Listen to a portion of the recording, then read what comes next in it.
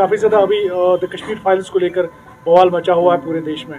वही अगर फारूक अब्दुल्ला की बात करेंगे, उन्होंने कल एक इंटरव्यू में नेशनल टीवी के इंटरव्यू में कहा कि मेरा कोई एक्सेस नहीं था 90s में, वहाँ पर सेंटर से सारे डिसीजंस आते थे, जो यहाँ पर कोई भी ऐसा डिसीजन होता था। Your take sir. ऐसा नहीं होता है कि कोई कहे कि मैं 19 तारीख को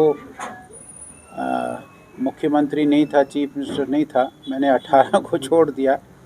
कोई अगर बीमार होता है तो वो केवल बीमार हो गया और मर गया ऐसा नहीं होता है। किसी को हार्ट अटैक होता है तो हो जाता है, किसी को एक्सीडेंट हो जाए तो हो जाता है, लेकिन आमतौर पर आप देखेंगे कोई बीमार होता है तो वो 5-7 साल इलाज करता है, इलाज कामयाब नहीं होता है तो उसकी डेथ हो जाती है।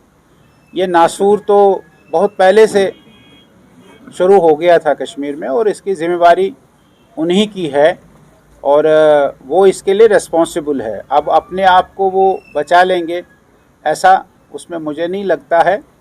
और इस कश्मीर फाइल्स के बारे में शुरू से ही कश्मीरी पंडित लीडर्स ये बात कहते थे कि इसका कोई कमीशन बैठना चाहिए और वाइट पेपर सामने आना चाहिए, और वहीं कल मुझे लगता है फारूक साहब ने भी कहा है और वाइट पेपर आना चाहिए। हम भी उसकी फारूक साहब के साथ उसकी तहदीद करते हैं कि सरकार बनाए और वाइट पेपर में वही आएगा जो प्रेस में ये कहे कि मैंने 20 लोगों को मारा है तो उसको आपने बचा के रखा है। हमारे डीजीपी जो उस समय पुलिस के बड़े अफसर होंगे वो कहते हैं कि 70 लोगों को आपने छोड़ा, किसके कहने पर छोड़ा? अब ये सब बातें, कमीशन तो बैठना ही चाहिए और कमीशन इसकी इंक्वायरी करें और सच का दूध पानी का पानी आ जाए। लेकिन फारूक अब्दुल्ला साहब कह रहे हैं कि मेरा कोई एक्सेस नहीं था, ऐसा थोड़ी होता, ऐसा थोड़ी। उसके लिए आप बताइए क्या कहें? नहीं, ऐसा थोड़ी होता। अब तब तो पुलिस के पास भी कोई इख्तियारात नहीं थे, सीएम भी बिल्कुल कठपुतली ऐसा नहीं था, कोई कठपुतली नहीं था। जिसको सीएम बनाया, मीर कासिम को उतार के शेख अब्दुल्ला को सीएम बनाया तो कठपुतली था।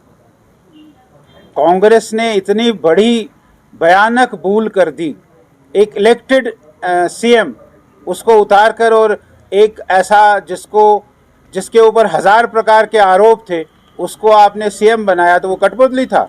बाद में उसने सारे दुनिया में फैलाया कि मैंने 4 रत्न जम्मू कश्मीर के उनको मैंने चीफ मिनिस्टर बनाया, और उसके बाद राजीव और फारूक का अकॉर्ड। ये कोई कठपुतली सरकारें थोड़ी थी भाई साहब, ये तो कहने की बात है। सशक्त सरकार थी। 87 में क्या हुआ? आज जो हम भुगत रहे तो 87 के चुनाव का परिणाम है।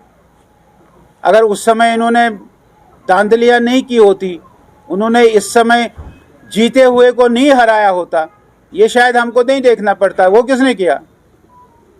अब ये कहेगा कि मेरे पास कुछ नहीं, ऐसा नहीं है। वो जो अगर सरकार की भी और यहाँ की जम्मू कश्मीर की सरकार भी और भारत सरकार की भी इच्छा होगी तो इसका एक कमीशन बिठाना चाहिए, कोई सुप्रीम कोर्ट का रिटायर्ड जज, और वो इसकी इंक्वायरी करे। जैसे मैंने कहा कि दूध का दूध पानी का पानी सामने आएगा, ऐसा मेरा मानना है। कुछ पॉलिटिशियंस आप पर ब्लेम कर रहे हैं कि आपकी राजनीति डिफरेंट है as compare to the Atal Bihari Vajpayee, जो हुर्रियत वालों से यहाँ पर मिले थे, एचएम से मिले थे, हिजबुल मुजाहिदीन से मिले थे। आपकी नीति अलग क्यों है? ऐसे ब्लेम्स कुछ पॉलिटिशियंस नहीं, पार्टी ने एक अभी आएंगे हमारे आशीष जी, उनसे ये सवाल करेंगे तो जवाब दीजिए आगे। जैसे जैसे डिलिमिटेशन का प्रोसेस पूरा हो रहा है, चुनाव की सरगर्मी तेज हो रही है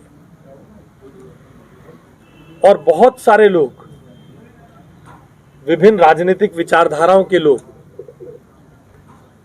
एक फॉल्स नैरेटिव को पीछे करते हुए, दरकिनार करते हुए भारतीय जनता पार्टी ज्वाइन कर रहे हैं। यही एक नैरेटिव, क्योंकि बहुत सारे लोगों को हिस्ट्री का ज्ञान नहीं होता। जो एक्सोडस कौन सी तारीख को शुरू हुआ?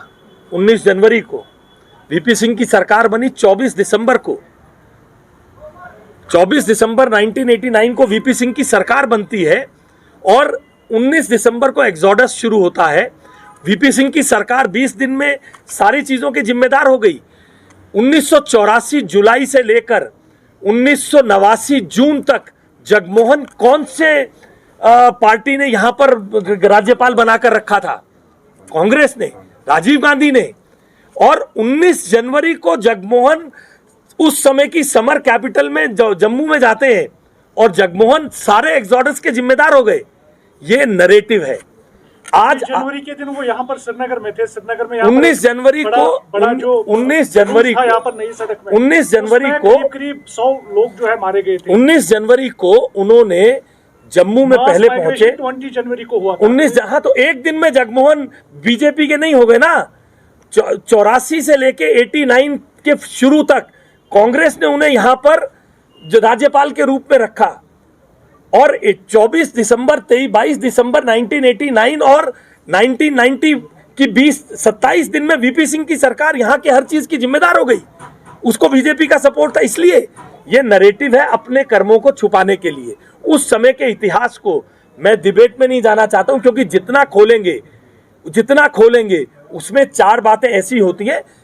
मैं इस बात को पक्का कह सकता हूं कि कहीं का भी समाज हो, चाहे कश्मीरी मुसलमान हो या कश्मीरी पंडित हो, वो दोनों समाज, दोनों लोग मिलकर रहना चाहते हैं।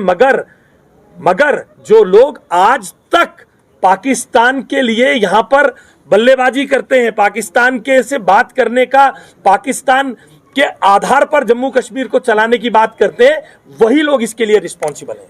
तो सर, आपने कहा कि पुरानी बातें खोदने से क्या मतलब है आपका? तब तो ये राजनीति भी हो रही थी कि आपके ही एक प्रधानमंत्री श्री अटल बिहारी वाजपेयी जी जो एचएम से मिले थे, कुरियर से मिले थे, आपकी राजनीति क्यों अलग है? जैसे मैंने कोल साहब से भी ये क्वेश्चन किया था, लेकिन आप तभी आए तो हमने सोचा आप इसे क्वेश्चन करें। देखिए, एक डिप्लोमेटिक चैनल्स पे बात करना और एक आदमी का ये कहना कि मैंने इतनी हत्याएं की हैं, अभी कल परसों टाइम्स नाउ पे वो सब के डिबेट्स खुल गए हैं। टाइम्स नाउ पे उन सब की बात आ रही है कि हम लोग तो पॉलिटिकल एक्टिविस्ट थे, अगर हम जस्टिफाइड नहीं थे तो हमें प्रधानमंत्री ने क्यों बुलाया। भारतीय जनता पार्टी की किसी भी सरकार की ये खुली नीति रही है। अटल बिहारी वाजपेयी जी के राज में, अटल बिहारी वाजपेयी जी जब आज तक तो सभी लोग इस स्टेटमेंट में, आपके इस प्रश्न से पहले तो हर राजनीतिक दल का आदमी अटल बिहारी वाजपेयी जी की कश्मीरियत की बात करता था, और आज अटल बिहारी वाजपेयी जी क्योंकि यहां नहीं है इसलिए उस पर सच्चाई सामने आ रही है, इसलिए बातों को घुमाने का प्रयास किया जा रहा है। भारतीय जनता पार्टी ने हर चैनल को खोलकर हर चीज में यहां के अमन और शांति को रखने का प्रयास किया है। तभी अटल जी ने कश्मीरियत की बात की थी, और वो कश्मीरियत की बात जो की जाती है वो यहां के स्टेक होल्डर्स के लिए है। उस कश्मीरियत की बात में कहीं पर भी पाकिस्तान का रोल नहीं है, और पाकिस्तान के किसी भी रोल को इस देश की संसद में सैकड़ों प्रस्ताव ऐसे हैं जो संसद में पास, एक सेकेंड आएंगे, डिप्लोमेटिक बातचीत की जाएगी। इसका अर्थ ये नहीं है कि वो आ गए तो हम पाकिस्तान को यहाँ पे मीडिएशन, यहाँ की संसद का भारत की सार्वभौमिकता और सॉवरेनिटी के लिए यहाँ की संसद ने अनेकों प्रस्ताव पारित किए हैं कि ये हमारा इंटरनल मामला है, इसलिए हम कभी इसको स्वीकार नहीं कर सकते। बहुत धन्यवाद आपका। Subscribe Asian Mail, press bell icon, never miss an update.